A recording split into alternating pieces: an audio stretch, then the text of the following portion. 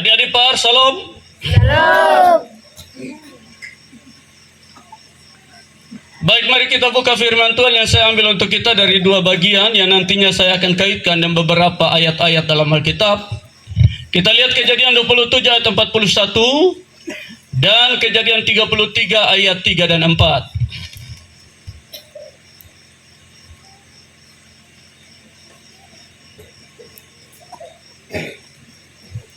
Saya baca untuk kita semua.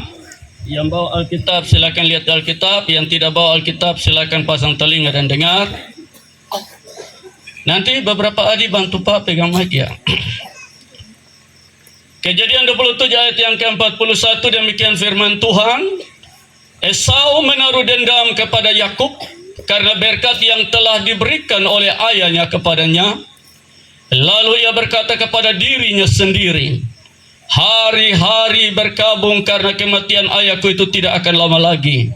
Pada waktu itulah Yakub adikku akan kubunuh. Pasal 33 ayat 3 dan 4, 20 tahun kemudian. Dan ia Yakub berjalan sendiri, Yakub sendiri berjalan di depan mereka.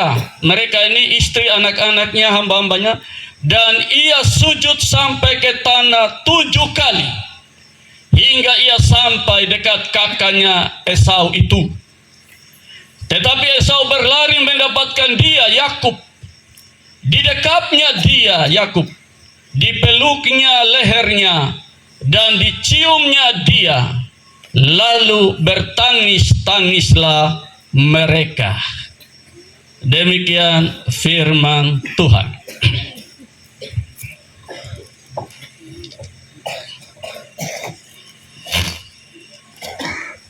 Salam semua. Salam. Saya tidak menyangka saya ada lagi di sini untuk kedua kali. Yang pertama itu sekitar 2011. Waktu itu dengan tim pujian penyembahan. Bapak pendeta yang sekarang ketua kelasis, yang pendeta di sini. Tapi semua dalam rencana Tuhan. Amin. Karena tidak ada sesuatu terjadi dalam hidup ini kebetulan.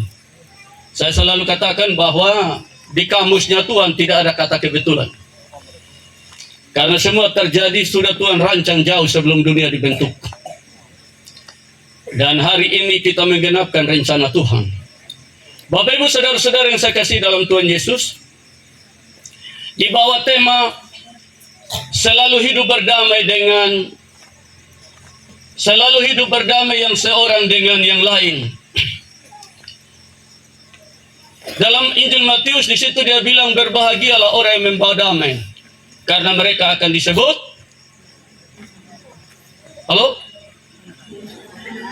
mereka akan disebut berbahagialah orang yang membawa damai karena mereka disebut anak-anak Allah. Kebalikan dari ayat ini, lawan dari ayat ini adalah celakalah mereka yang membawa kekacauan, permusuhan, tidak mengasihi, tidak mengampuni, karena mereka akan disebut anak-anak iblis.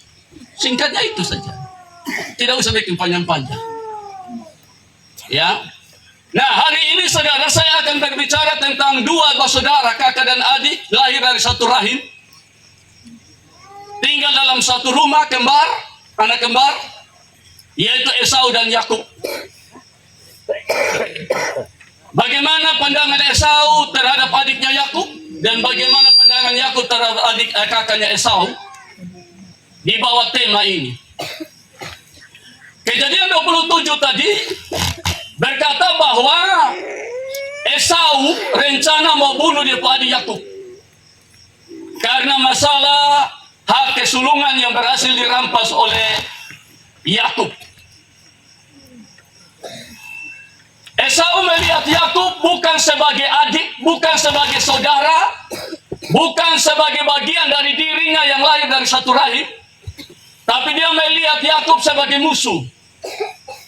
Dan karena musuh maka tidak boleh tinggal dengan musuh. Dan karena musuh maka tidak boleh kasih hidup lama. Maka Esau rencana nanti dia akan eksekusi adiknya. Dan waktunya dia sudah ancang-ancang, yaitu ketika nanti bapaknya meninggal. Pada waktu itulah aku akan membunuh Yakub, adikku itu. Yakub juga demikian, dia melihat Esau bukan sebagai kakaknya, bagian dirinya yang lahir dari satu rahim, tapi dia melihat Esau sebagai saingan. Karena ada sesuatu yang harus direbutkan dari Esau. Dan karena saingan maka harus dikalahkan, disingkirkan, dan sesuatu yang diinginkan itu harus direbut. Apapun caranya, dengan halal, dengan haram, harus direbut. Dan dia berhasil merebutnya dengan tipu daya atas bantuan mamanya. Setelah itu maka konflik ini mulai muncul. Dan untuk menghindari bunuh-membunuh inilah, Yakub harus lari tinggalkan rumah bapak mamanya dan saudaranya, lalu pergi tinggal sebagai orang asing di negeri asing di pamannya Laban. 20 tahun di sana. 7 tahun kerja banting tulang bayar belis dapat Lea. 7 tahun kerja banting tulang bayar belis dapat Rahel. 14 tahun sudah. 6 tahun kerja banting tulang untuk dapat kekayaan. 20 tahun Yakub pulang. Dalam perjalanan pulang itulah pertemuan terjadi. Ketika Esau dengar bahwa Yakub akan kembali, dia datang menyambut Yakub. Dan Kejadian 33 tadi berkata, Esau datang, dia lihat dia punya adik, ternyata bukan lagi sebagai musuh, bukan lagi sebagai lawan yang harus dia singkirkan, dia bunuh. Tapi ternyata ini bagian dari beta punya diri. Bagian dari saya punya darah daging, lahir dari satu rahim, serupa segambar dengan yang Tuhan ciptakan. Dia lari mendekati adiknya Yakub. Dia peluk, dia rangkul di leher, dia cium, dia menangis di bahu adiknya. Yakub pun demikian. Dia sujud 7 kali di tanah, cium tanah 7 kali sebelum ketemu dia pun kakak, sampai dia pun kakak. Ketika 7 kali dia sampai dia pun kakak, dia rangkul, dia peluk, dia cium, dan dia menangis di bahu kakaknya. 20 tahun kemudian, 20 tahun yang lalu, Yakub dan Esau, mereka melihat kakak dan adik bersaudara bukan sebagai saudara, tapi sebagai lawan. Kenapa? Karena ada selumbar kebencian yang menutupi mata mereka. Akibatnya mereka tidak tahu mana kawan, mana lawan, mana saudara, mana musuh. Tapi 20 tahun hari ini selumbar itu terlepas. Selumbar kebencian, dendam itu terlepas. Dan akhirnya baru mereka kenal betul, ternyata dia, beta punya adik, beta punya kakak, beta punya saudara. Saudara, dalam sebuah sesi kuliah, seorang dosen pernah tanya, dia punya anak-anak mahasiswa, bilang begini, menurut kamu, kapan hari itu mulai siang? Yang satu jawab, dia punya dosen bilang, sejak ayam mulai berkokok, hari mulai siang. Atau mulai terang. Yang satu jawab, dia bilang, sejak matahari mulai terbit, itulah hari mulai siang, mulai terang. Dan yang satu bilang, sejak kita bisa bedakan mana nangka, mana mangga, itulah hari terang. Karena kalau gelap agak sulit mana mangga, mana nangka. Tapi kalau sudah bisa bedakan, berarti itu sudah siang, itu sudah terang. Ternyata mereka beda persepsi. Karena dosen ini tanya terang siang menurut rohani, sedangkan mereka menjawab terang siang secara harafiah, yaitu India matahari terbit, nah terang bisa lihat saudara. Ya, beda di situ. Lalu dosen ini angkat ini kisah Esau dan Yakub. 20 tahun yang lalu dong manusia gelap semua. Akibatnya tidak bisa bedakan mana kakak, mana adik, mana kawan, mana lawan. Tapi 20 tahun kemudian, dorang jadi manusia terang. Karena ternyata bisa bedakan mana saudara, mana kakak, mana adik. Nah, saudara, hari ini, saya ingin kita melihat apa kata Alkitab. Saya tidak akan lari keluar dari Alkitab. Apa kata Alkitab tentang orang yang hidupnya membenci sesamanya,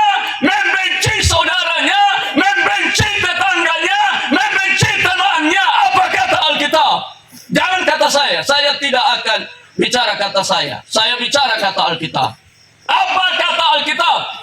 Orang yang tidak mengampuni saudaranya, orang yang dendam saudaranya, orang yang benci saudaranya, orang yang tidak mau bicara dengan saudaranya, tidak mau memaafkan saudaranya. Apa kata Alkitab?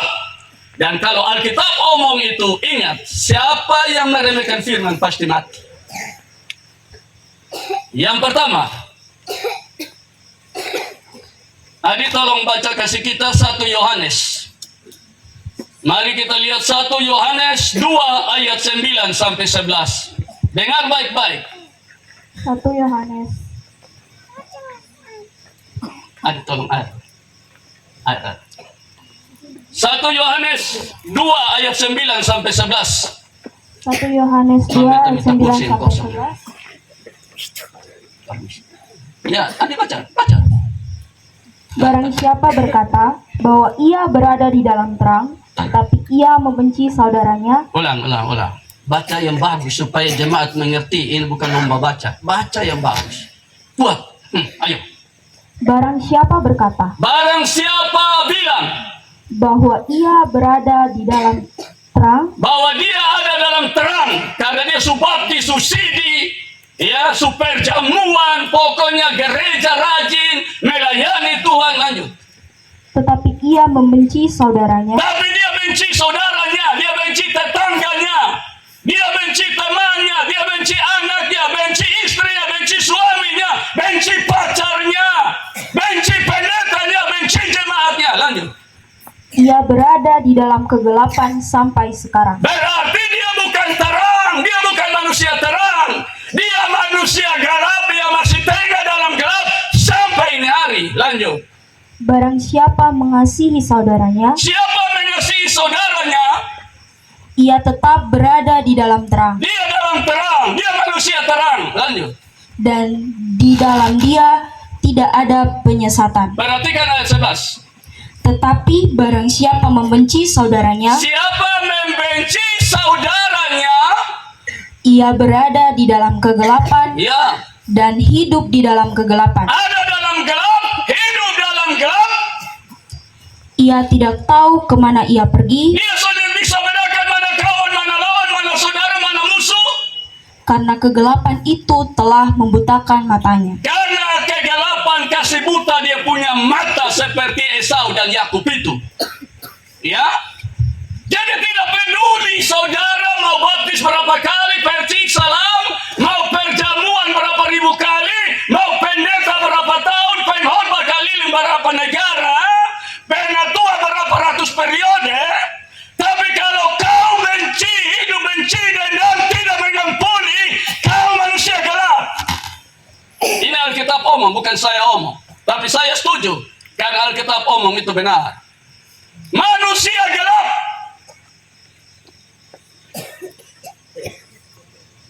Ya.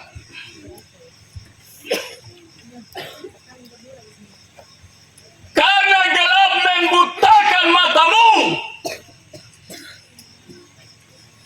Saudara, saya mau penjelas ini supaya jelas. Adinona tolong baca kasih kita Efesus 2. Efesus 6 ayat 12. Ini adik, Marsin. Ini. Marsin. Soalnya mari berdiri saja di sini. Marsin. Baca. Efesus 6 ayat 12. Perhatikan baik-baik. Kalau mata masih gelap, kasih terang ini hari.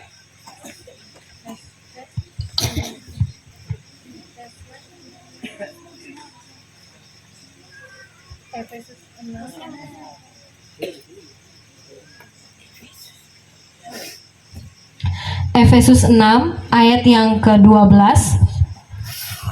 Karena perjuangan kita Bukan- peperangan kita, lawan kita, bukanlah melawan darah dan daging, bukan lawan darah dan daging, tetapi melawan pemerintah-pemerintah, melawan pemerintah-pemerintah, melawan penguasa-penguasa, penguasa, melawan penghulu-penghulu dunia yang Ya. gelap ini, ya, melawan roh-roh jahat di udara. Ya, dengar, perhatikan. Coba angkat tangan. Ini saudaramu. Perjuangan peperangan kita bukan lawan darah daging. Musuh kita bukan darah daging. Amin. Amin. Selama saudaramu ada darah, ada daging, dia bukan musuh. Dan karena itu jangan benci dia, malah dia dendam dia. Karena dia bukan musuh. Dia darah daging berarti bukan musuh. Dia adalah orang yang diciptakan menurut gambar dan rupa Allah seperti engkau.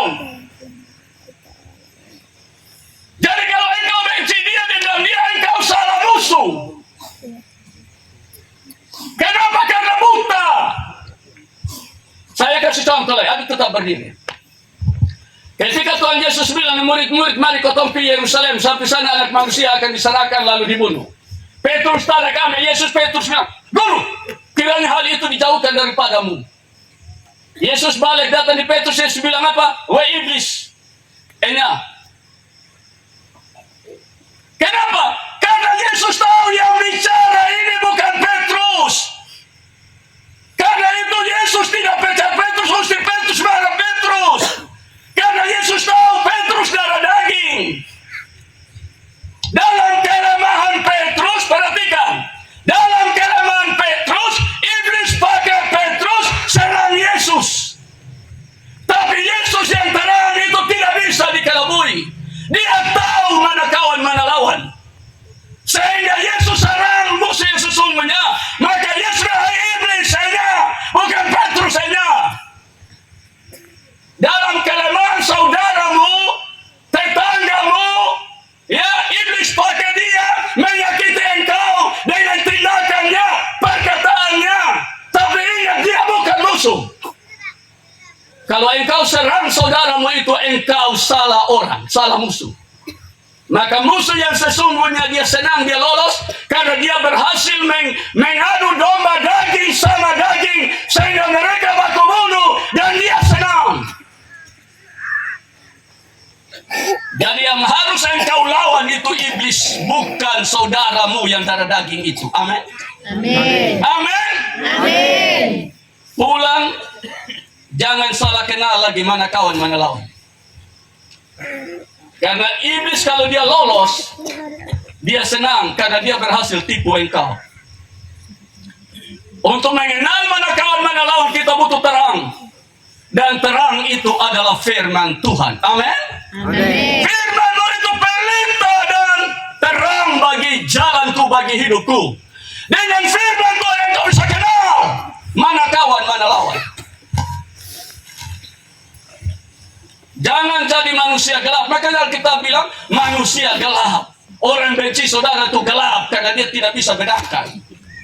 Tapi kalau orang terang, dia akan tahu bahwa dia saudara saya. Memang dia menyakiti saya, tapi sebenarnya bukan dia. Dalam kelemahan dia, iblis peralat dia, menyakiti saya. Tapi dia bukan musuh saya. Karena peperangan saya bukan lawan darah daging, tapi lawan roh. Amin. Amin. Pulang berdamai. Pulang berdamai. Amin. Amin. Supaya kau tidak jadi manusia gelap. Sebab manusia gelap pada risikonya. Sekarang saya datang pada risiko. Akibatnya, mari kita lihat Matius. Adik silakan tunjukkan. Kita lihat risiko dari orang yang menjadi manusia gelap karena benci saudaranya di dunia ini. Matius 8 ayat 12. Yang satu lagi siap, Matius 22 ayat 13. Ada banyak ayat tapi saya ambil 2 saya cukup. Karena waktu. Matius 8 ayat yang ke-12. Ya. Sedangkan anak-anak kerajaan itu akan dicampakkan ke dalam kegelapan yang paling gelap. Di sanalah akan terdapat ratap dan kertak gigi. Anak-anak kerajaan dicampakkan ke dalam kegelapan yang paling gelap. Benar. Allah itu adil. Di dunia kau jadi manusia gelap, dalam kekekalan kau tinggal dalam gelap yang lebih gelap lagi. Karena apa yang kau tabur itu yang kau tuai. Amin. Amin. Tidak mungkin dalam dunia kau manusia gelap, lalu dalam kekekalan kau hidup di negeri terang. Tidak bisa. Negeri terang aja bagi mereka yang manusia terang di dunia ini. Dan manusia terang itulah yang hidup sesuai firman Allah. Amin. Amin. Kamu adalah terang dunia. Kota yang terletak di atas gunung tidak mungkin tersembunyi.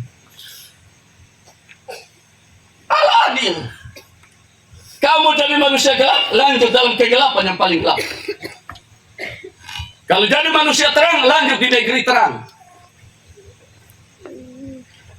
Ingat, ada orang ketika ditanya, nanti lu mati mau surga atau neraka? Sampai sana baru bapak tua atau. Masalah surga neraka bukan masalah di sana, nanti di sana, bukan. Masalah hari ini di sini. Hari ini di sini. Bukan di sana nanti, tidak. Hidup yang singkat ini menentukan di mana kau tinggal. Aku memanggil langit dan bumi menjadi saksi bagi kamu pada hari ini. Kepadamu aku perhadapkan hidup atau mati, berkat atau kutuk, pilih.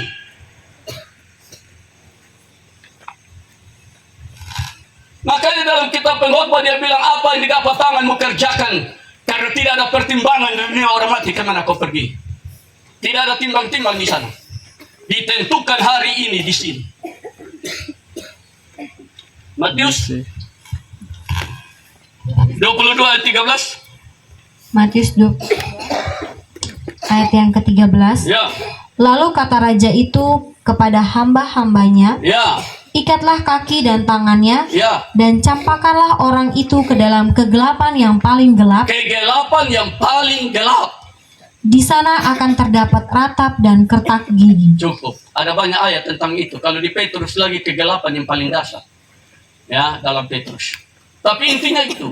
Yang pertama, saya harus singkat karena ada sekitar 5 atau 6. Orang yang hidup tidak mengampuni saudaranya, benci dendam, itu dia manusia gelap. Dan karena dia manusia gelap, dia layak tinggal dalam kegelapan yang paling gelap.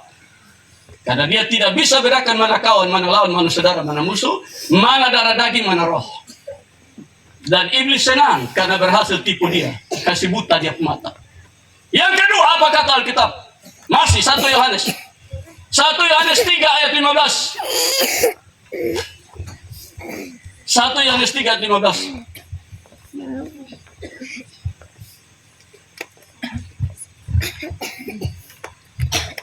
Satu Yohanes 3 ayat yang ke-15. Setiap orang yang membenci saudaranya Setiap orang yang membenci saudaranya sesamanya adalah seorang pembunuh manusia. adalah seorang pembunuh manusia. Dan kamu tahu bahwa tidak ada seorang pembunuh Ya, yang tetap memiliki hidup yang kekal di dalam tidak dirinya. ada pembunuh yang masuk surga dapat hidup kekal, tidak ada. Orang benci saudaranya itu pembunuh. Saya akan buktikan menurut Alkitab, tidak akan lari keluar. Saudara perhatikan supaya terang. Mungkin orang untuk membenarkan diri dia bilang begini, tapi saya tidak bunuh dia. Saya hanya benci dia, tidak mengampuni dia, tapi saya tidak bunuh. Ya, namanya pembunuh itu kan tidak selamanya bunuh orang, toh? Tapi bunuh diri juga pembunuh, toh? Amin. Amin. Amin. Amin. Nah, tapi untuk membenarkan diri lagi dia bilang begini, beta hanya benci dia, tidak mengampuni, tapi beta sudah bunuh diri. Beta sudah minum baygon, sudah gantung diri, sudah buang diri dari jembatan Liliba. Maka jawabnya ialah kenapa? Karena memang manusia itu selalu mencari pembenaran diri, ya. Manusia selalu mencari pembenaran diri dan membangun kebenaran sendiri. Makanya Roma 10 itu dia bilang, oleh karena mereka berusaha untuk membangun kebenaran sendiri, maka mereka tidak takluk pada kebenaran Allah. Orang selalu membenarkan diri. Saudara perhatikan baik-baik. Orang pembunuh itu tidak selamanya bunuh orang, tapi bunuh diri itu juga pembunuh. Yang kedua, bunuh diri tidak selamanya minum baygon, minum racun, gantung diri, tikam diri, tidak selamanya. Itu pembunuhan secara fisik. Itu pembunuhan secara fisik. Lahiriah. Tubuh ini dibunuh, dirusak. Tapi ada pembunuhan yang paling ngeri, yaitu membunuh roh dan jiwa. Ingat, nyawa itu milik Tuhan. Ketika engkau tidak sayang nyawamu, engkau bunuh diri. Nah, saudara, saya perjelas. Ada 3 cara orang bunuh diri dalam roh. 3 cara orang bunuh diri dalam roh. Yang pertama, Efesus 4 ayat 30-31. Yang pertama, perhatikan baik-baik. Supaya kita mengerti, saya tidak bunuh orang, saya tidak bunuh diri, betul. Tapi kau bunuh diri secara rohani. Efesus 4 ayat yang ke-30. Ya, Dan janganlah kamu mendukakan roh Allah ya, yang telah memeteraikan kamu menjelang hari penyelamatan. ya, Segala kepahitan, kegeraman, ya. kemarahan, Ulang. segala kepahitan, Kepahitan, kegeraman, geram, kemarahan, marah, pertikaian, pertikaian, dan fitnah fitnah. hendaklah dibuang dari antara kamu. Demikian juga. Demikian pula segala kejahatan. Perhatikan baik-baik. Alkitab bilang jangan mendukakan Roh Kudus Allah yang telah memeteraikan engkau. Perhatikan, tubuhmu bait Allah. Amin. Amin. Amin. Amin. Roh Allah diam di dalam diri kita, terutama di hati kita. Perhatikan baik. Ya. Kita ini orang kotor, tapi kita tidak mau tinggal di rumah kotor. Maka tiap hari kita pel, kita sapu. Ingat, dirimu dalam hatimu tempat roh Allah diam. Dan kalau roh Allah diam, roh Allah mau tinggal di tempat yang bersih. Amin. Amin. Kepahitan, kegeraman, kemarahan, pertikaian, tidak mengampuni, itu sampah. Sampah. Makanya kita bilang buang. Buang. Tapi kalau engkau tidak buang, engkau tampun bahkan tiap hari tambah terus, maka sama dengan engkau bilang Roh Kudus, ini tempat saya, hati saya ini lebih pantas sampah yang tinggal bukan kau. Jadi sekarang silakan angkat kaki. Maka ketika Roh Kudus berduka, Roh Kudus tinggalkan engkau, tidak lagi menegur engkau. Seperti dia berduka di Saul dan dia tinggalkan Saul sehingga roh Allah, roh jahat masuk dan tinggal itu tempat yang kosong karena banyak sampah, karena Saul hidup dalam kebencian. Itu namanya bunuh diri. Ketika Roh Kudus berduka, tidak lagi menegur engkau karena engkau lebih suka sampah daripada dia yang tinggal di hatimu. Itu bunuh diri secara rohani. Amin. Amin. Amin. Amin. Ingat, dosa terhadap Roh Kudus tidak ada ampun. Dan ketika Roh Kudus berduka dan tidak lagi menegur engkau, berarti kau bunuh diri, bukan Tuhan yang bunuh kau. Makanya Alkitab bilang orang yang membenci saudaranya adalah pembunuh, karena pertama dia usir Roh Kudus dari dia punya hidup. Maka ketika Roh Kudus angkat kaki, tidak lagi tinggal dan menegur engkau bunuh diri. Yang kedua, saudara ingat Lot dan istri anak. Pada waktu Tuhan mau bakar Sodom dan Gomora, ada dua perintah dan dua larangan yang Tuhan kasih. Dua perintah, yang pertama, lari selamatkan nyawa. Lari sayang nyawa. Sayang nyawa lari. Yang kedua, lari ke pegunungan supaya engkau tidak tersusul bencana. Ini dua perintah. Dua larangan, jangan menoleh ke belakang. Yang kedua, jangan berhenti dimanapun di lembah Yordan. Amin. Amin. Amin. Amin. Dua perintah, dua larangan. Ini firman Tuhan. Kalau sampai istri Lot tidak lari, tidak ke gunung, dia menoleh ke belakang, dia berhenti, dia mati, siapa yang bunuh dia? Tuhan kah yang bunuh dia? Tuhan yang bunuh? Atau dia bunuh diri? Tidak sayang nyawa kan? Tadi Tuhan bilang, lari selamatkan nyawa toh? Jadi kalau dia mati, itu sama dengan dia tidak sayang nyawa, tidak sayang hidup. Berarti dia bunuh diri, bukan Tuhan bunuh dia. Nah, Alkitab bilang, ampuni saudaramu seperti Tuhan telah mengampuni engkau. Tapi kalau engkau tidak mengampuni, engkau melawan firman. Alkitab bilang kalau saudaramu bersalah terhadap engkau 7 kali sehari dan 7 kali dia kembali minta maaf, kau ampuni dia. Tapi kalau kau tidak ampuni, kau bunuh diri. Artinya melawan firman Tuhan itu bunuh diri. Amin. Amin. Amin. Amin. Melawan firman itu bunuh diri. Makanya Tuhan bilang Petrus jangan main pedang, karena main pedang mati dengan pedang. Firman Tuhan itu pedang Allah. Lawan main dengan firman Tuhan, pedang makan lu, firman makan kau. Karena Alkitab bilang siapa meremehkan firman akan mati. Amin. Amin. Kalau firman bilang ampuni saudaramu, ampuni. Kalau firman bilang buang kepahitan, buang. Jangan melawan. Melawan itu bunuh diri. Tuhan tidak bunuh kau. Kau yang bunuh diri dengan pedang firman. Saudara, sebenarnya banyak ayat, tapi karena waktu saya omong saja, supaya tidak usah baca nanti banyak waktu terbuang. Tapi saya mau kasih tahu, melawan firman itu bunuh diri. Jadi Tuhan tidak bunuh istri Lot, tapi dia yang bunuh diri, tidak sayang nyawa.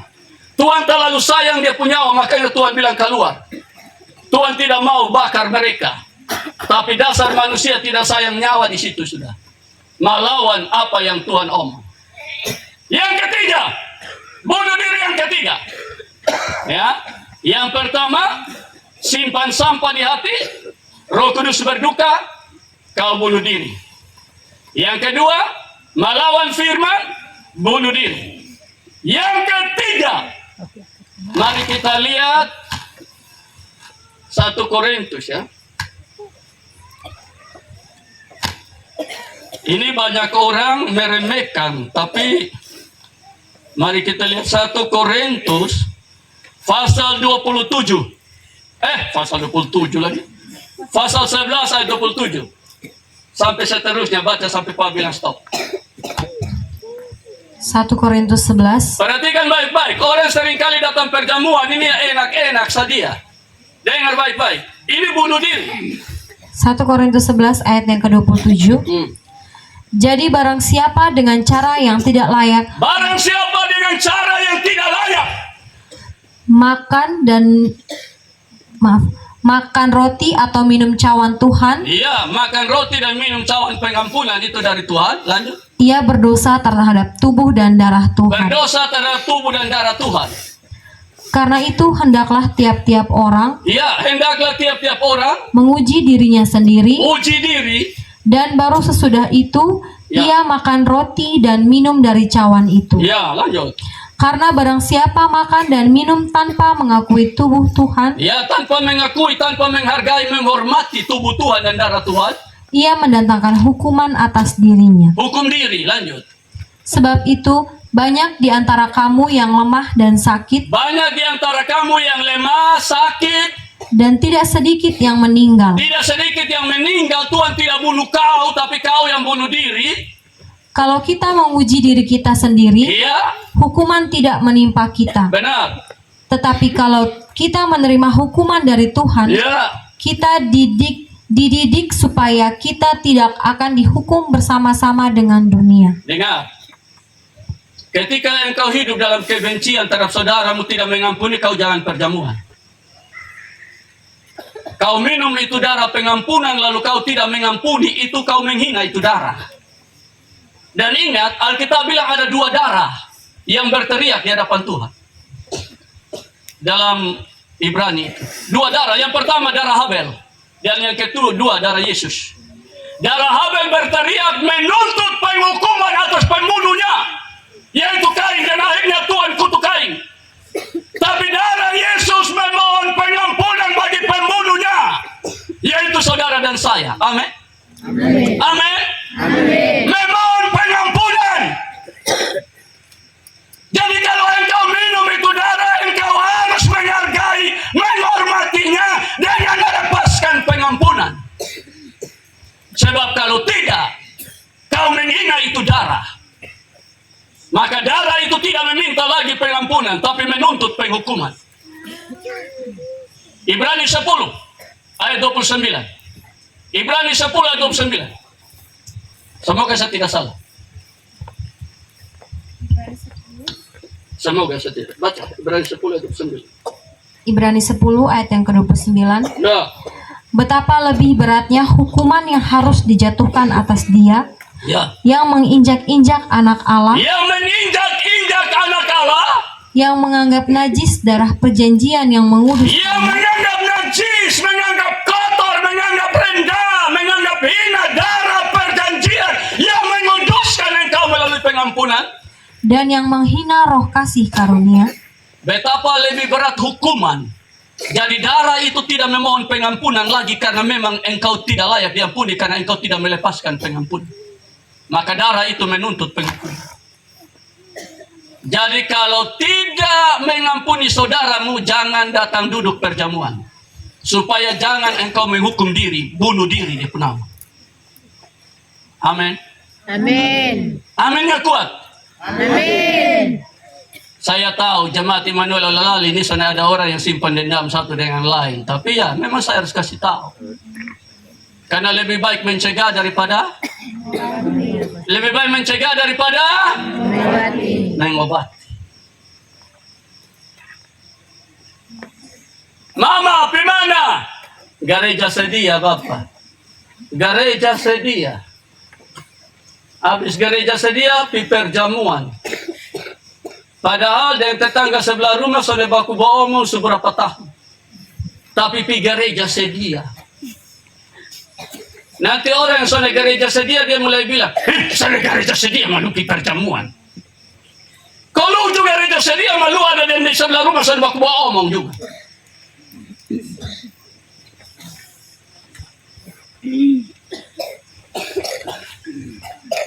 Nah, orang yang membenci saudaranya adalah seorang pembunuh, maka resikonya ialah, resikonya, mari kita lihat Wahyu 22 ayat 14 dan 15. Amin, 15-nya saja. Ini resiko, ini akibat. Tadi gelap, dia akan tinggal di negeri yang paling gelap. Terdapat ratap dan kata gigi. Sekarang pembunuh. Resikonya, Wahyu 22 ayat 15. Wahyu 22 ayat yang ke-15. Dengar baik-baik. Tetapi anjing-anjing Anjing-anjing, dan tukang-tukang sihir, tukang sihir, orang-orang Sunda, orang Sunda, orang-orang pembunuh, penyembah-penyembah berhala, penyembah berhala, dan setiap orang yang mencintai dusta ya, dan yang melakukannya ya, tinggal di luar. tinggal di luar. Sorga tidak tampung. Sorga tidak terima pembunuh. Tinggal di luar sorga. Nah kalau tinggal di luar, sorga tolak, siapa terima? Neraka. Neraka. Ya biar Alkitab yang jawab saja. Wahyu 21 ayat 8. Wahyu 21 ayat 8. Wahyu 21 ayat 8. Dengar baik. Wahyu 21 ayat yang ke-8. Ya. Tetapi orang-orang penakut, Penakut, orang-orang yang tidak percaya, tidak percaya, orang-orang keji, orang keji, orang-orang pembunuh, pembunuh, orang-orang sundal, sundal, tukang-tukang sihir, tukang sihir, penyembah-penyembah berhala, penyembah berhala, dan semua pendusta, semua pendusta. mereka akan mendapat bagian mereka Ya. di dalam lautan yang menyala-nyala oleh api dan belerang. Inilah kematian yang kedua. Itulah kematian yang kedua. Ada dua kematian. Kematian yang pertama neraka, kematian yang kedua lautan api. Setelah penghakiman, kata putih. Pembunuh ada di sana. Orang membenci saudara ada di sana. Surga tolak. Tidak peduli dia mencari pembenaran diri, tapi Tuhan tidak bisa ditipu. Yang ketiga, apa kata Alkitab tentang orang yang membenci saudaranya? Masih 1 Yohanes 4 ayat 19 sampai 21. 1 Yohanes 4 ayat yang ke-19. Ya, Kita mengasihi ya, karena Allah lebih dahulu mengasihi kita. ya, kita mengasihi saudara kita, tetangga kita. Ya, Jika karena Allah telah mengasihi kita duluan. Lanjut. Jika seorang berkata, "Aku mengasihi Allah," Ya, dan ia membenci saudaranya, iya. maka ia adalah pendusta. Ia adalah apa? Pendusta. Pendusta, pembohong, penipu.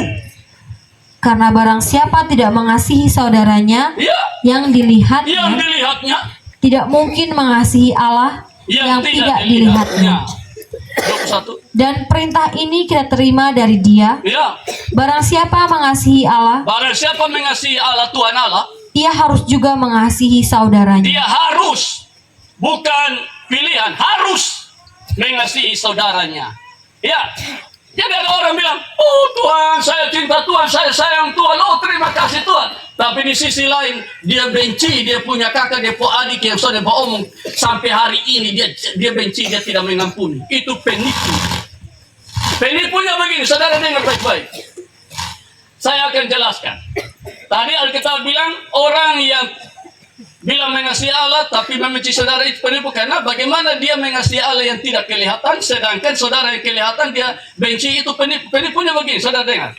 Alkitab bilang, saudara ingat perumpamaan tentang ketika saya lapar, kamu tidak kasih saya makan. Ketika saya dalam penjara, kamu tidak jenguk aku, toh? Lalu Tuhan Yesus, orang-orang itu bilang begini, kapan kami lihat Tuhan lapar dan kami tidak kasih makan? Dan Tuhan bilang, apa yang kau buat terhadap saudaramu itu yang kau buat terhadap aku. Amin. Amin. Amin. Amin. Nah, dengar. Minta maaf, amin. Saudaramu ini, ya, adalah perwujudan Allah yang tidak kelihatan. Kenapa? Karena Allah menciptakan dia menurut gambar dan rupa Allah. Amin. Amin. Amin. Amin. Saudara ingat ketika Tuhan tegur Saulus di jalan ke Damsyik? Tuhan bilang, kenapa yang kau aniaya aku, Saulus? Saulus bilang, siapakah yang kau? Aku Yesus yang kau aniaya itu. Karena menganiaya jemaat Tuhan sama dengan menganiaya Tuhan. Amin. Amin. Nah, engkau benci saudaramu yang diciptakan menurut gambar dan rupa Allah sama dengan engkau benci Tuhan. Jadi engkau bilang engkau mengasihi Tuhan tapi benci saudara, kau pembohong, penipu. Karena dia adalah Tuhan yang kelihatan. Karena diciptakan menurut gambar dan rupa Allah. Amin. Amin. Nah, disinilah yang namanya pembohongan publik. Artinya begini, kau bohong sesama. Kau bohong. Dengar baik-baik, saya jelaskan. Saudara, banyak kali kau tertipu dengan penampilan. Makanya banyak penginjil dari Jakarta, Surabaya datang lalu khotbah bikin KKR di Polda di mana-mana itu. Saudara jangan terlalu percaya, maksud saya begini, jangan terlalu berpikir bahwa semua itu orang-orang yang berkenan di hadapan Tuhan, jangan. Saya tidak katakan bahwa semua itu pembohong, bukan. Tapi tidak semua itu seperti yang Tuhan harapkan. Ya, saya yang berdiri ini juga dengan penampilan jas, dasi, lalu saya khotbah. Saudara jangan cepat percaya, karena saudara tidak tahu siapa saya. Tuhan lebih tahu. Ya, maksud saya begini, saudara. Saudara ingat ketika Samuel datang di rumah Isai untuk mengurapi anak-anak Isai? Ketika Samuel melihat kakak-kakak Daud, wah ini ganteng, ini layak jadi raja. Tuhan bilang jangan lihat penampilannya. Amin. Amin. Karena manusia lihat luar, saya lihat hati. Dia khotbah api-api, itu dia tumpang tangan orang jatuh. Itu saudara jangan pikir bahwa semua itu beres dengan Tuhan. Tidak semua. Ya. Akan datang hari ya Tuhan bilang, aku tidak kenal engkau. Tuhan, saya bernubuat demi nama, mengusir setan demi nama, buat mujizat. Saya tidak kenal engkau. Karena ternyata kau pembohong. Kau bohongi orang dengan penampilanmu, khotbahmu, pelayananmu. Tapi saya tidak bisa dibohongi. Saudara, saya tidak bermaksud merendahkan atau apapun juga, tapi sampai hari ini ada pendeta yang tidak mengampuni suami. Ada. Mereka sudah berpisah puluhan tahun. Suami minta maaf, suami minta ampun, suami mau kembali demi anak-anak, demi rumah tangga, tapi dia tidak mau terima dia pun suami sampai hari ini. Tapi pegang jemaat, layani perjamuan, pengembalaan nikah, pemberkatan nikah. Apa yang mau diomong? Tuhan tidak bisa ditipu. Banyak pengkhotbah juga seperti itu. Khotbah api-api, melayani api-api, MC api-api, singgah api-api. Tapi hidup dalam kebencian. Tuhan tidak bisa ditipu. Kau tipu jemaat, kau tipu orang, tapi Tuhan tidak bisa ditipu. Amin. Amin. Itu pembohongan sesama dengan penampilan. Yang kedua, membohongi Tuhan. Membohongi Tuhan. Tadi dia bohong sesama dengan penampilannya, sekarang dia bohong Tuhan. Bohong Tuhan cara bagaimana? Dia kalau datang doa, dia bilang begini, Bapa kami yang di sorga, dikuduskanlah namamu, datanglah kerajaanmu, jadilah kehendakmu di bumi seperti di sorga. Berikanlah kami pada hari ini makanan kami yang secukupnya, dan ampunilah saya seperti saya tahu mengampuni sesama. Bayangkan, dia lapor, Tuhan ampunilah saya seperti saya juga tahu ampuni orang. Padahal dengan dia pun saudara, dia sudah baku bohong bertahun-tahun, tapi dia datang lapor, Tuhan ampunilah saya seperti saya juga tahu mengampuni saya pun saudara. Itu pembohong, tipu Tuhan. Jadi kalau kau tidak mengampuni saudaramu, kau jangan doa Bapa kami. Amin. Bilang amin dong. Amin. Jangan doa Bapa kami, supaya Tuhan tidak bilang, woi penipu. Atau kalau doa, berikanlah kami pada hari ini makanan kami yang secukupnya, amin. Amin sudah. Jangan lanjut lagi. Bohong sesama dengan penampilannya lagi. Sekarang bohong Tuhan lagi dengan laporan. Ampunilah saya seperti saya tahu ampuni saya pun Bapa mantu. Ampunilah saya seperti saya tahu ampuni saya pun mama mantu. Ampunilah saya seperti saya tahu ampuni saya pun anak mantu. Tuhan bilang, woi penipu.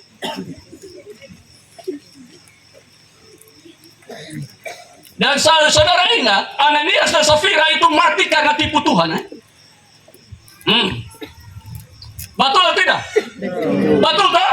Ya. Dan jual tanah, sembunyi separuh, bawa separuh, bilang itu semua. Petrus bilang, kau menipu Roh Kudus, mati. Menipu Tuhan itu sama dengan menghina kemahatauan Tuhan. Jadi kalau kau ada benci saudaramu, jangan menghina kemahatauan Tuhan. Orang lain doa, lu diam saja, gak usah ikut-ikut. Tapi saya tahu jemaat Ulalan ini tidak lapor Tuhan itu apa adanya, betul seperti itu. Bilang amin dulu. Amin. Aminnya sudah pelan-pelan. Kalau kau dengan saudaramu aman-aman, doa saja Bapa kami 1 hari 5-6 kali sudah Pak.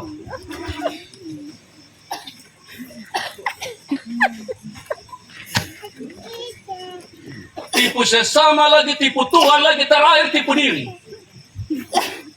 Mari kita lihat Yakobus. Yakobus 1 ayat 22. Dia tipu ame semua. Yakobus 1 ayat yang ke-22. Tetapi hendaklah kamu menjadi pelaku firman, Hendaklah kamu menjadi pelaku firman, dan bukan hanya pendengar dan saja. bukan hanya pendengar saja. Sebab jika tidak demikian, Sebab kalau tidak, kamu menipu diri sendiri. kamu menipu diri sendiri. Saudara, tipu diri itu artinya begini, tahu tapi sengaja tidak tahu. Itu tipu diri. Tahu tapi sengaja tidak tahu. Itu tipu diri. Tahu bahwa dia tidak layak perjamuan, tapi melayakkan diri untuk perjamuan, masa bodoh sengaja tidak tahu, itu tipu diri. Amin. Amin. Tahu bahwa firman bilang ampuni saudara, tapi sengaja tidak ampuni, itu tipu diri. Makanya Alkitab bilang membenci saudara penipu, itu betul. Alkitab tidak salah omong.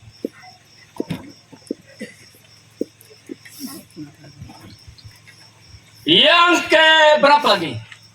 4. Yang ke berapa? 4. Tuh. 1. Orang membenci saudara itu manusia.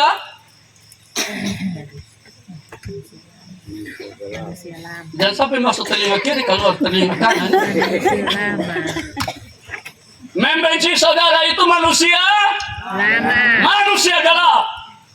Ya nantinya tinggal dalam kegelapan yang paling gelap. Yang kedua, membenci saudara itu artinya seorang pembunuh, dan sorga tidak tampung pembunuh. Lautan api terima pembunuh. Yang ketiga, membenci saudara adalah manusia baru saja. Manusia gelap. Pembohong, penipu, putar balik. Hari Minggu duduk majelis di bangku sana, balkon sana. Tahu-tahu telu ada benci lupu saudara hari ini saudara baku bohong. Itu menipu.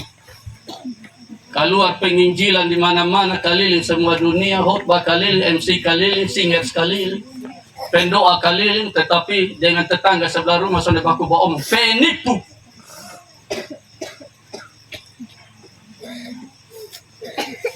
Yang ketiga lagi. Yang keempat, apa kata Alkitab? Ya, Adinona baca. Matius 18. Mulai 31 sampai 35.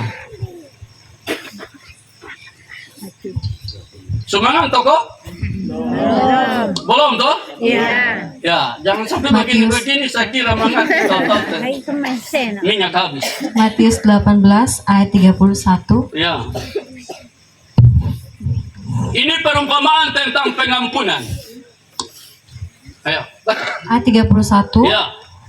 Melihat itu, kawan-kawan yang lain sangat sedih, Ya, sedih karena lalu menyampaikan segala yang terjadi kepada tuan mereka. ya, Raja itu menyuruh memanggil orang itu dan berkata kepadanya, panggil itu manusia jahat yang sudah tahu diri itu datang dan berkata, "Hai hamba yang jahat, hai hamba yang jahat, seluruh hutangmu seluruh hutangmu yang 10.000 talenta itu telah kuhapuskan saya hapus karena kau tidak mampu bayar. Saya lihat kau muka saya kasihan. karena engkau memohonkannya kepadaku. Ya, Bukankah engkau pun harus mengasihani kawanmu bukankah engkau juga harus mengasihi kawanmu yang utang kau hanya 100 dinar? seperti Ingat, sabar. 1 talenta itu 6.000 dinar. 6.000 dinar. Dia utang 10.000. Kalau kali dengan 6.000 itu saudara bisa bayangkan. Tapi saudaranya, temannya utang dia hanya 100 dinar. Sampai setengah talenta juga. Ya. Tapi dia keluar, dia bilang, lu cepat bayar, lu utang cepat. Kalau soalnya bayar ini lu habis. Dia bilang, tunggu kasih beta waktu. Soalnya dia cek ini kasih masuk penjara. Lanjut. seperti aku telah mengasihi engkau, Ya. maka marahlah tuannya itu Maka marahlah Tuhan itu. dan menyerahkannya kepada algojo Ya. sampai ia melunaskan seluruh hutangnya. Ya. Maka Perhatikan. Lanjut. maka Bapakku yang di sorga Ya. akan berbuat demikian juga terhadap kamu, Ya. apabila kamu masing-masing tidak mengampuni saudaramu Ya. dengan segenap hatimu. Tapi sebelum saya bicara lebih jauh, saya ingin satu ayat kunci di dalam Lukas 17 ayat 3 dan 4. Saudara perhatikan itu supaya mengerti ya. Lukas 17 ayat 3 dan ayat 4. Lukas 17 ayat yang ketiga. Ya. Jagalah dirimu, Jaga lu pun diri. jikalau saudaramu berbuat dosa, Kalau lu pun saudara bikin salah selalu tegurlah dia. togor dia. Dan jikalau ia menyesal, Kalau dia menyesal, ampunilah dia. ampuni dia ayat 4. Bahkan jikalau ia berbuat dosa terhadap engkau, Ya. 7 kali sehari Satu hari dia bikin dosa lu 7 kali sehari. dan 7 kali ia kembali kepadamu Dan 7 kali dalam itu hari juga dia kembali minta ampun, minta maaf di lu. dan berkata, Ya. "Aku menyesal." Aku menyesal. Engkau harus mengampuni dia. Kau harus. Tidak ada mudah-mudahan situ. Harus. Saudara, kata Alkitab yang keempat, orang yang tidak mengampuni saudara itu orang sombong yang tidak tahu diri. Sombong dan tidak tahu diri. Saya bicara pertama sombong dulu. Baru tidak tahu diri yang kedua. Sombong. Saudara, orang yang tidak mengampuni saudara itu sombong. Orang sombong itu selalu merasa diri. Dia apa? Dia apa? Dia hebat, dia benar. Alkitab bilang, mengapa engkau melihat selumbar di mata saudaramu, sedangkan ada balok di matamu? Hai munafik, keluarkan dulu balok di matamu. Dan seterusnya. Jadi orang yang sombong itu, Alkitab bilang, di saudaranya selumbar, di dia balok. Tapi dia balik. Di beta selumbar, di mata saudaranya balok.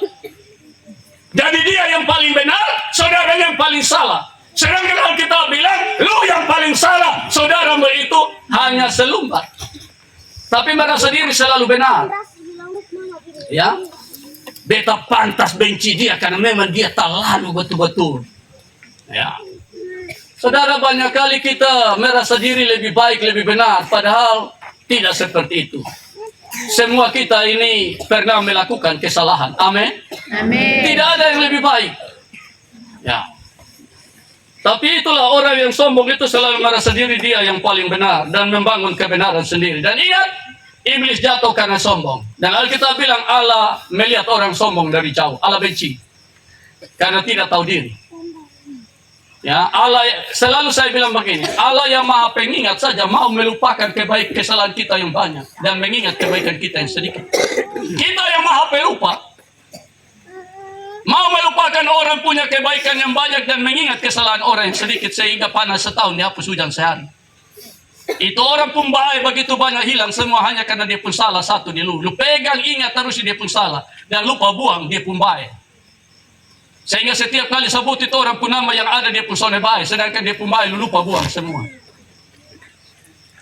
Dan merasa diri lebih baik. Yang kedua, tidak tahu diri. Saudara ingat itu orang-orang Farisi yang mendapat itu perempuan kedapatan bersinah. Dong giring ini perempuan datang di kaki Yesus ini merasa diri suci semua, malaikat semua. Datang lalu dong bilang, Yesus, menurut hukum Musa perempuan begini harus dilempar sampai mati. Apa katamu Yesus? Yesus diam. Dong paksa terus. Yesus terakhir bangun. Bosan siapa yang sudah bikin dosa, angka batu pertama lempar. Baru dong tahu diri semua. Ternyata dong sudah lebih baik dari perempuan. Satu-satu angka kaki tinggalkan ini perempuan. Karena sadar diri, tahu diri ketika Tuhan kasih sadar. Hilang semua. Saudara, sesalah-salahnya saudara kita terhadap kita, tapi kita punya kesalahan terhadap Tuhan lebih banyak, lebih besar. Tapi Tuhan mau melupakan itu. Kita juga harus melupakan, mengampuni kesalahan saudara kita. Amin. Amin. Jangan jadi seperti orang yang jahat tadi. 10.000 talenta Tuhan hapus, tapi dia tidak mau hapus. Hanya 100 dinar saudaranya berutang pada dia. Kita punya dosa ini terlalu banyak. Kita lahir dalam dosa, dikandung dalam dosa, lahir dalam dosa, terus bikin dosa sampai ini hari. Tapi Tuhan masih mengampuni. Kenapa saudara kita yang bersalah kita tidak ampuni? Pulang dan jangan berbuat dosa lagi. Yang terakhir, ini yang terakhir ini yang bagus. Ini lebih bagus. Ini 4 sehat 5 sempurna. Lebih enak. Dengar baik-baik. Orang yang membenci saudaranya adalah orang yang bikin susah diri. Orang yang bikin susah diri, bikin rugi diri. Saya pernah dapat satu WA, dia bilang begini. Orang yang membenci saudaranya seperti orang yang minum racun tapi berharap orang lainnya mati. Orang yang membenci saudaranya itu sama dengan orang yang minum racun tapi berharap orang lainnya mati. Jadi dia minum racun, dia berharap itu orang yang mati. Dia benci saudaranya, dia berharap dengan kebenciannya itu orang susah. Tapi ternyata itu orang tidak susah. Lu bikin susah diri. Amin. Amin. Iya, bikin susah diri. Jadi orang yang membenci saudara adalah orang yang bikin susah diri, bukan orang yang susah. Lo ada benci, dia jengkel dia, sama dia ada happy-happy, senang-senang, saleh. Lu yang susah di sini. Betul atau tidak? Kau berharap benci dia susah. Tahu-tahu dia sudah susah, dia senang, dia happy. Lu yang asam lambung naik, darah tinggi naik, gula darah naik. Kalau minum racunnya lu harap orang yang mati, lu yang mati.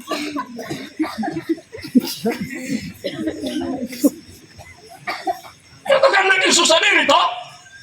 Tapi saya mau bawa kita ke dalam kebenaran firman Tuhan. Bikin susah diri yang pertama.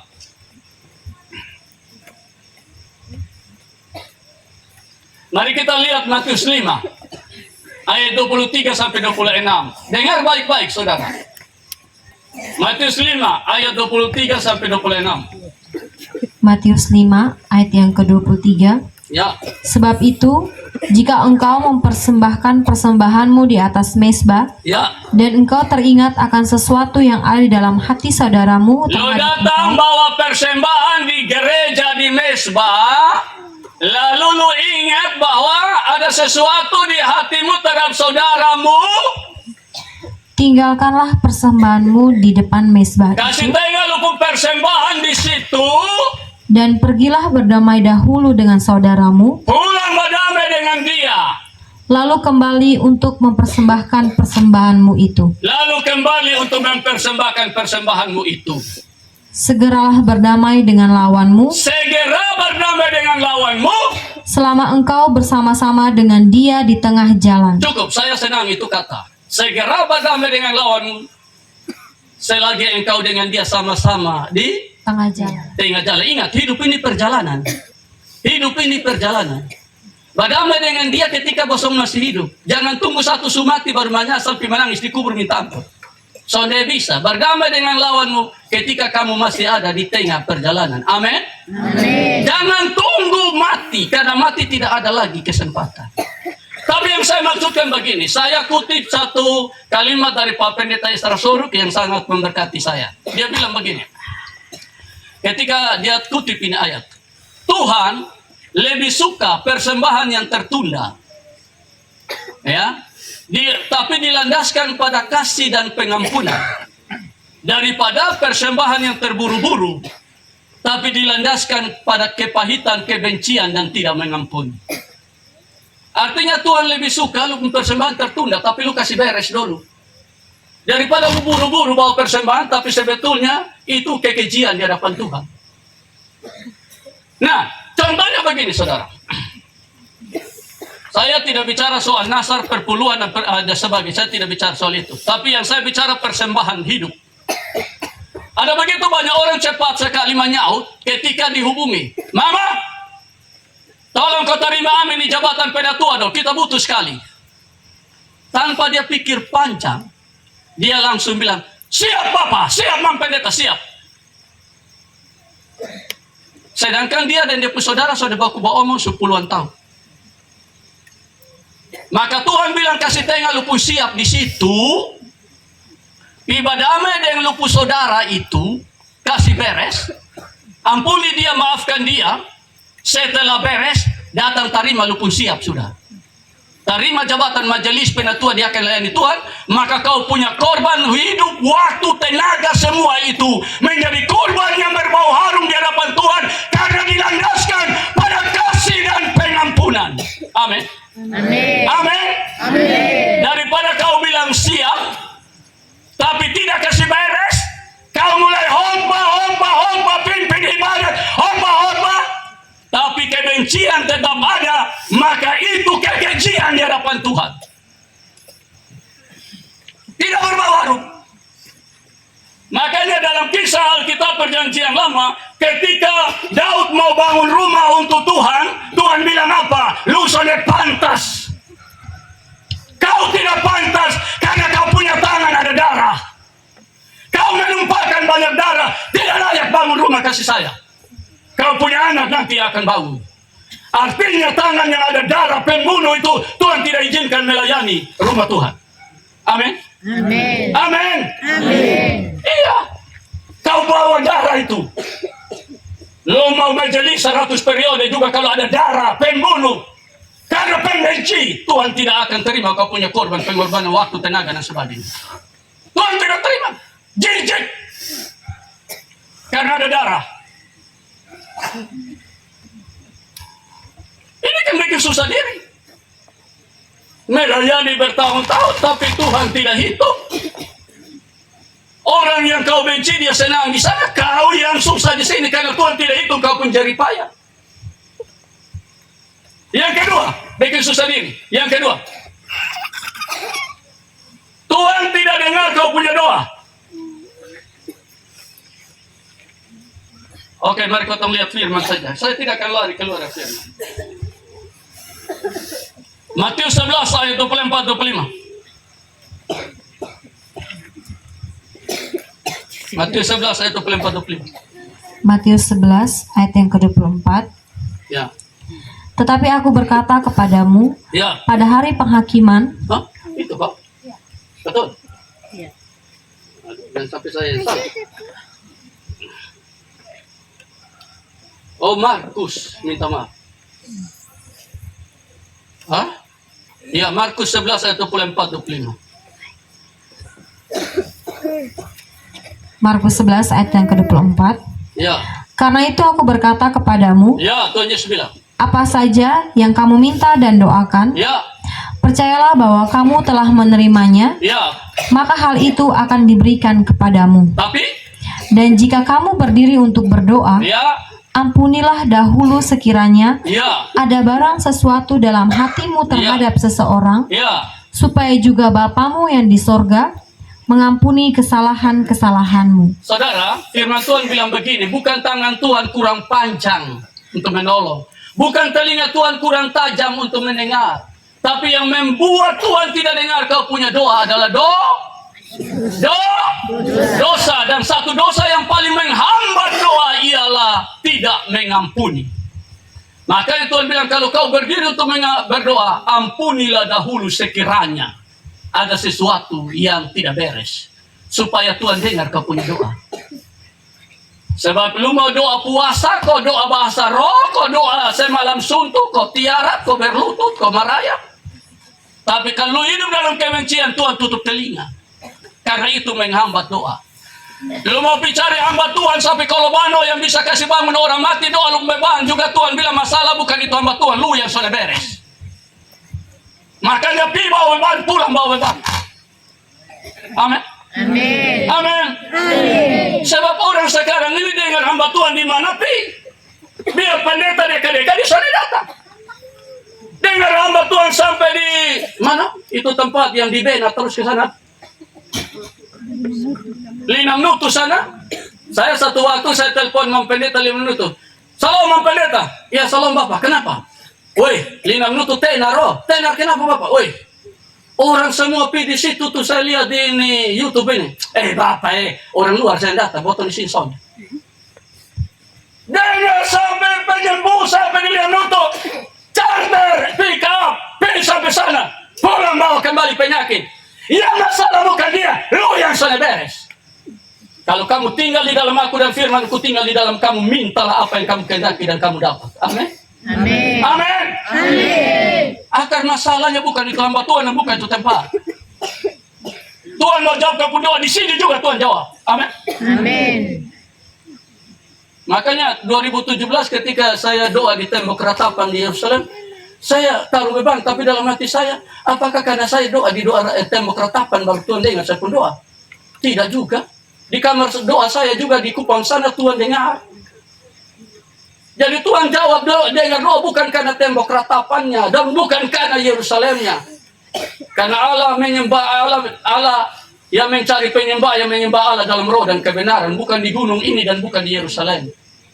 Bicara hamba Tuhan sampai manapun juga kalau dengan Tuhan tidak beres, Tuhan tutup telinga. Amin. Amin. Pikir-pikir di dokter sana juga USG sudah ada penyakit, periksa darah tidak ada penyakit, periksa semua normal bersih. Itu karena apa? Pasti ada kepahitan itu, pasti ada yang sudah beres itu. Ya. Makanya cek diri sendiri sudah.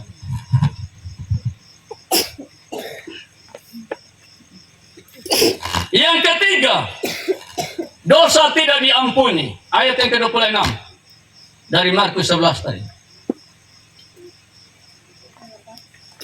Markus 11 tadi ayat 26. Markus 11 ayat yang ke-26. Tetapi jika kamu tidak mengampuni, Kalau kamu tidak mengampuni sesamamu, maka Bapamu yang di sorga juga tidak akan mengampuni kesalahan-kesalahanmu. ya adil toh? Adil toh? Amin. Adil. Kau tidak mengampuni, kau tidak diampuni. Adil. Allah itu adil. Allah tidak adil ketika engkau tidak mengampuni, tapi Allah mengampuni engkau. Allah tidak adil. Tapi kau tidak mengampuni dan Allah tidak mengampuni, itu keadilan Allah. Dan kalau kau mati dalam keadaan tidak mengampuni, dalam kepahitan, dendam, benci, Alkitab bilang hari ini kau dengar firman jangan keraskan hatimu. Kenapa? Karena mungkin besok lusa ada bangun lagi.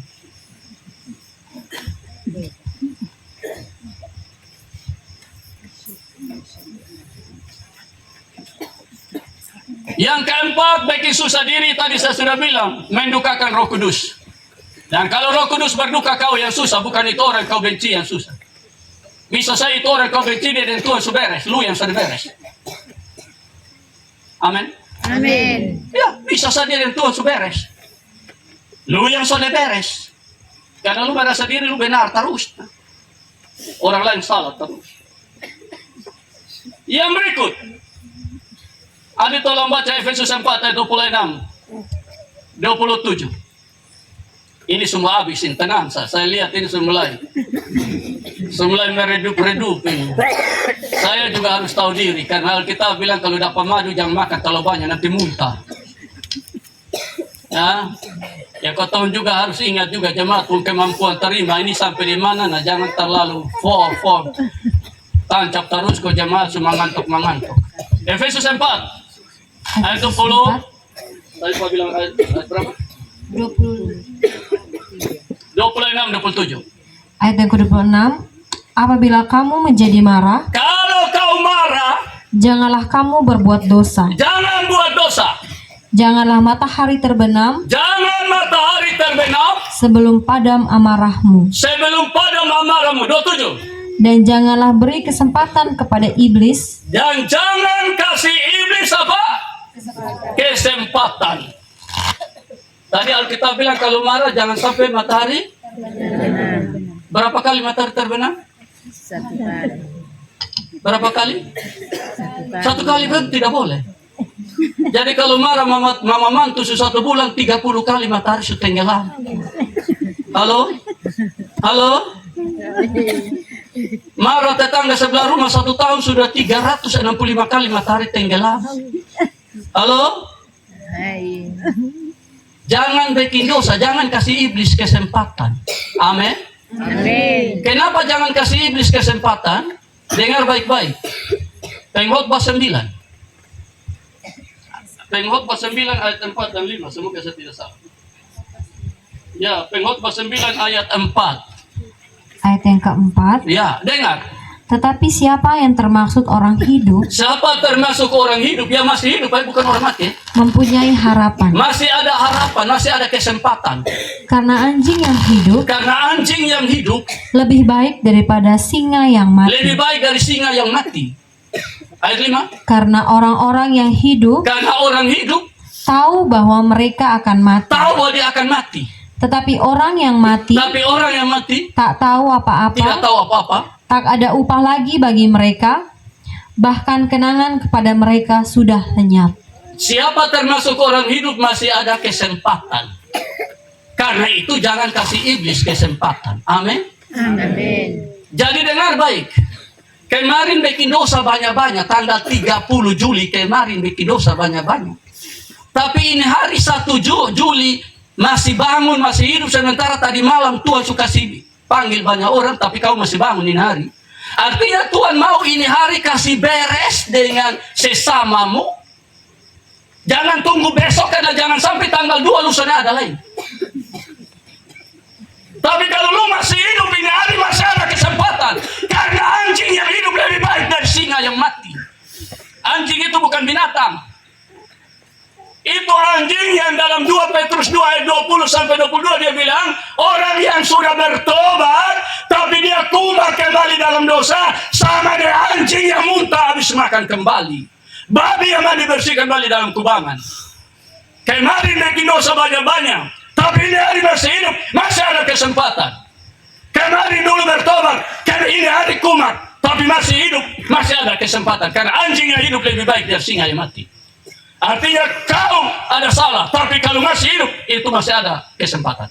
Tapi kalau mati seperti singa, lu pun geng hilang semua, saudara pengampun. Amin. Amin. Ya. Jangan kasih iblis kesempatan. Ini kisah nyata, saudara. Dengar. Ada satu anak yang dengan bapaknya tidak baku omong karena ada kepahitan antara mereka bapak dan anak. Tapi anak ini pada akhirnya dia sadar bahwa dia salah. Cuma ada satu kesalahan besar yang dia buat yang tidak boleh ditiru. Dia bilang begini, beta percaya bahwa nanti Tuhan buat segala sesuatu indah pada waktunya. Beta dan Bapak pasti padamu. Beta tunggu waktu Tuhan saja. Karena Tuhan buat segala sesuatu indah pada waktunya. Ini ayat ini yang dipakai, ini yang bahaya. Bahaya. Dia tunggu Tuhan buat segala sesuatu indah pada waktunya. Dia dan Bapak berdamai. Ternyata belum berdamai, Bapak mati. Pertanyaan saya, Tuhan yang salah kah? Karena Tuhan tidak buat segala sesuatu indah pada waktunya seperti firman-Nya. Atau dia yang salah? Karena setiap hari itulah yang Tuhan buat indah pada waktunya. Tuhan kasih bangun lu itu hari itu supaya lu pakai. Jadikan itu hari indah pada waktunya. Bagaimana dengan kau punya Bapa? Ya, iblis menipu banyak orang pakai ini ayat karena banyak orang tidak pakai hikmat kalau baca ini ayat. Menunggu, ini bahaya. Kalau untuk jodoh kau boleh tunggu, tapi untuk pertobatan jangan tunggu. Amin. Amin. Ya, untuk jodoh boleh tunggu. Tapi untuk pertobatan jangan tunggu. Hari ini kau dengar firman, jangan keraskan hatimu. Amin. Amin. Bukan besok. Jangan kasih iblis kesempatan. Sebab kalau iblis dapat kesempatan, kau hilang kesempatan.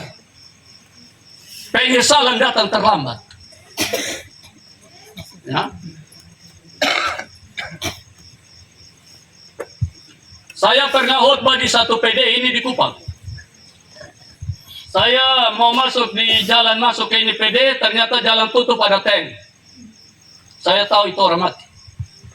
Sampai di rumah PD, saya tanya ketua PD, Bapak, siapa yang mati? Jalan tutup. Aduh Bapak, itu kita punya jemaat rayon sini, Bapak tua. Oh, orang tua? Iya, orang tua. Bapak tahu, dia bilang. Bapak tua sampai mati, ini dia dan dia punya istri, sudah baku omong 24 tahun. 24 tahun suami istri tidak baku omong sampai Bapak tua mati nanti. Lalu saya bilang begini, kok Bapak dan pun pendeta juga sudah bisa kasih badamai Bapak tua dan Mama tua. Dia baik tua bilang apa? Kau tahu pun gereja ini Bapak ganti pendeta semua 10. Sudah bisa kasih badamai Bapak tua dan Mama tua. Kau bawa tahu apalagi bawa pendeta tua, sudah bisa. Kok anak cucu dan juga sudah bisa bantu juga. Anak cucu usaha tapi sudah bisa kasih badamai Bapak tua, Mama tua. Tinggal satu rumah. Gereja kan mana? Perjamuan kan mana? Lancar. Lancar. Bayangkan, gereja perjamuan.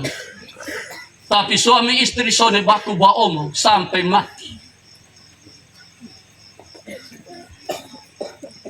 Ya? Ini mau jadi apa?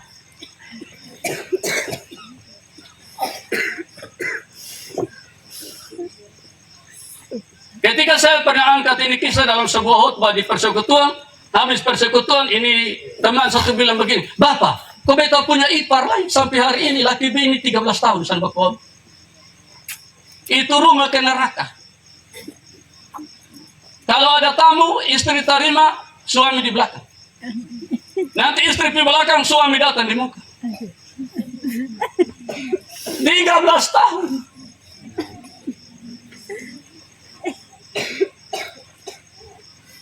Saudara, jangan tiru contoh yang tidak baik. Amin. Amin. Amin. Amin. Kalau marah, jangan sampai matahari terbenam sebelum padam amarahmu. Jangan kasih iblis kesempatan. Sebab kalau iblis dapat kesempatan, kau hilang kesempatan. Dan hidup ini kesempatan. Tuhan berkati kita dari firman-Nya.